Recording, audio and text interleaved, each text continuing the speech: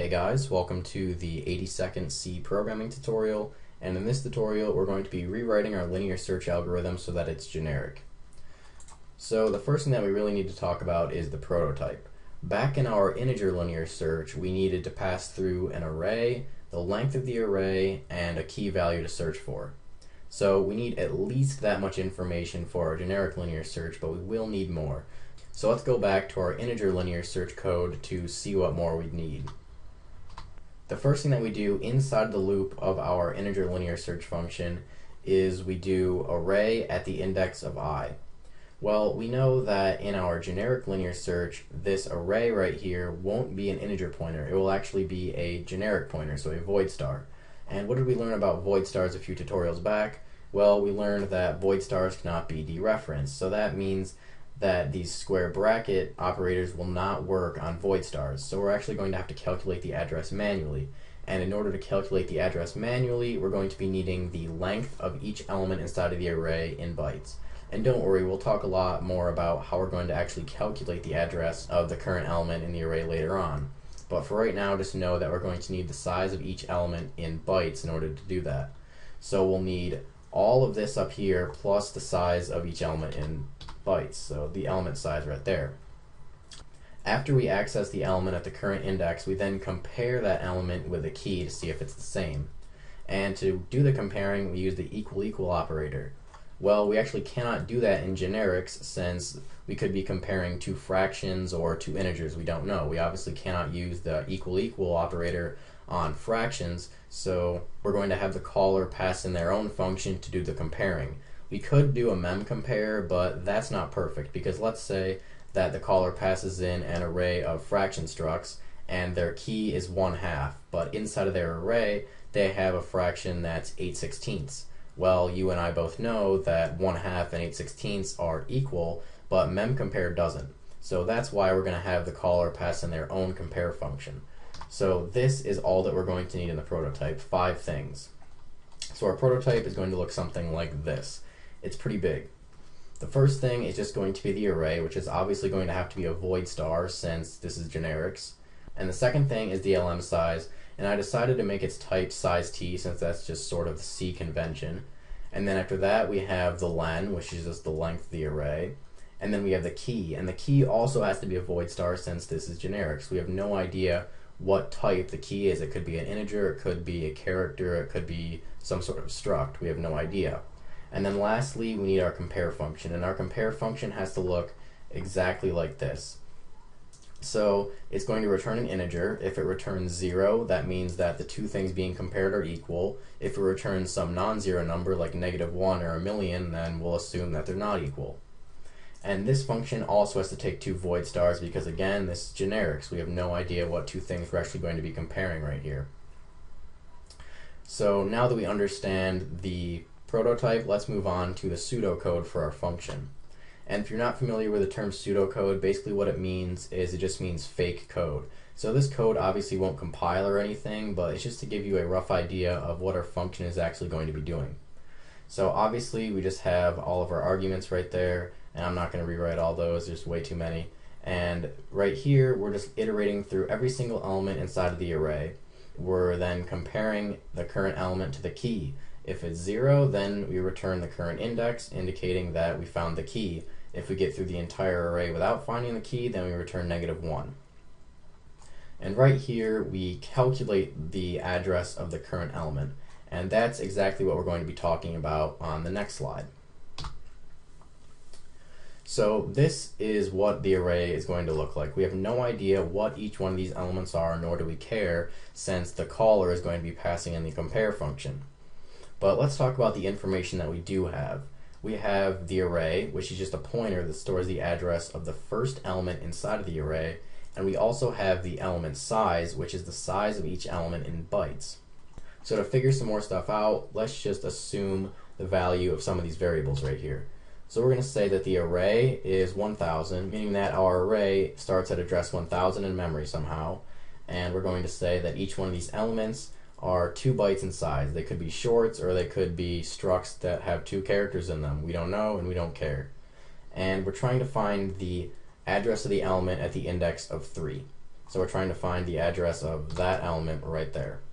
But before we jump to trying to figure out the address of this element, let's talk about finding the address of the first element, the 0th element. Well, we already have a pointer that just stores the address of that, so that's really easy. The address of the first element inside of the array is just array. But how about the element after that? How about the element at the index of 1? Well, we know the address of the first element right here, so we know the address of this right here, and we know the distance between here and here. That's lm size. So if we just add lm size to array, that will give us the address of the element at the index of 1, or the second element inside of the array. So that'll give us the address of this right here. What about the element after that? If we just add lm size to it once again, that will give us the address of this element right here. And if we add lm size to it a third time, that will give us the address of the element at the index of 3. So just to recap, to get the address of the element at the index of 0, we didn't add anything to array at all. It's just the address stored in the array variable. To get the address of the element at the index of 1 inside of the array, we had to add lm size to array once. To get the address of the element at the index of 2 inside of the array, we had to add lm size to array twice. And lastly, in order to get the address of the element at the index of 3, we had to add lm size to array 3 times. So if you haven't figured it out by now, this is the algorithm for calculating the current element's address. And now let's just go ahead and plug this into our pseudocode. So this right here is pretty much what our generic search algorithm is going to look like. It's going to look exactly like this. So let's just go ahead and go into code blocks and test our function out. So really the only thing that I changed from a PowerPoint pseudocode is I added in some semicolons and I changed this to CMP instead of compare, and just some very minor things like that. So let's just go ahead and give this linear search algorithm a test, but there are a few things we have to go over first. So we're going to be searching for this key inside of this array right here. So we have this fraction array called fracs, and inside of this fraction array we have 5 fractions. The first fraction is 8/9, 3/4, then 5/8, 1/2, and so on. So before we can actually call linear search, we have to do one thing. We have to write our compare function for comparing 2 fractions. So what we're going to do is we're going to say that this returns an integer, it has to, and then we're just going to go ahead and call it frac compare. It doesn't really matter what you call it, but I think that this name reflects what it's comparing. And then this function has to take 2 parameters, which are going to be the things that it's going to compare. So we'll say fraction pointer f1 for fraction 1 and fraction pointer f2 for fraction 2. Now you're probably wondering how I can do this, since the function asks for a compare function where both of the parameters are void stars and not fraction stars. Well, void stars will be implicitly cast as any other pointer. So right here, when it calls the compare function and it passes through the current element and the key, which are both void stars, it will implicitly cast those both as fraction pointers. So there's no need for us to do some extra work and then cast them ourselves. So in order to make sure that this compare function sees 6/12 and 1/2 as the exact same thing, what we're going to do is just go ahead and convert each one of these fractions into decimals. So we're going to convert both the fractions into floats first. So we're going to say float f1 val for fraction 1 value, and then we'll just set it equal to what the fraction would be as a decimal. So we just divide the numerator by the denominator. So we're going to say f1 arrow numerator divided by f1 arrow denominator. And right now it's doing integer division, since both the numerator and the denominator are integers. So what do I mean by this? Well, right now we'll say that we're dealing with 1/2. So 1 divided by 2 is 0.5, right? Well, in integer division it's 0, because integer division just chops everything off after the decimal place. So when we do 1 divided by 2 as integers, we get 0. So what we need to do is cast one of these or both of these as floats. And I'll just go ahead and cast both of these as floats so that it doesn't chop off the end of the quotient. So we'll just say float like that. And then we just need to do the exact same thing for the second fraction. So we'll just copy it and change some names around.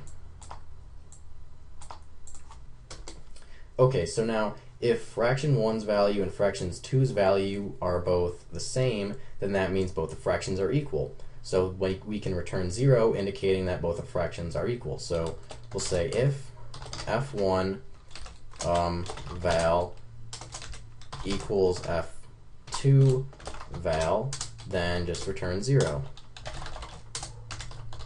If they're different, then we have to return some non-zero number. Anything that's not 0 will do, but let's return something fun, like hex beef. And if you don't really understand what this is, it's just in hexadecimal, there's letters A through F, so we can spell things like beef. So now let's just go ahead and test this out. We'll store the return value of the linear search function call in a variable called index. And then we'll just go ahead and call our generic linear search. That's why I called it G linear search for generic. And the first parameter of our generic linear search function is the array that we're searching through. So frax is the array we're searching through. The second parameter is going to be the element size. So the size of each element in bytes. And we have an array of fractions, so the size of each element would just be the size of a fraction. So size of fraction.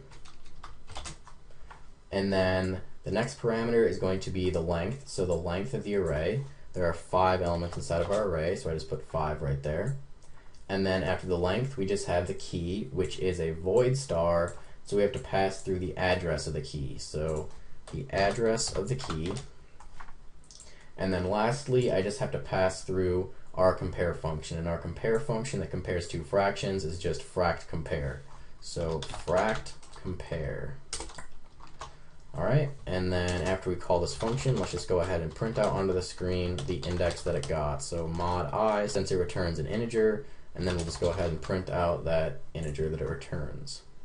So when we run this, we should get 3 out onto the screen, since 1/2 is at the index of 3.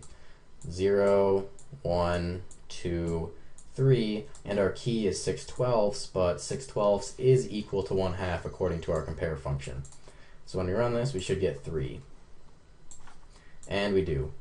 Alright, so that's it for this tutorial on writing the generic linear search function, so see you guys.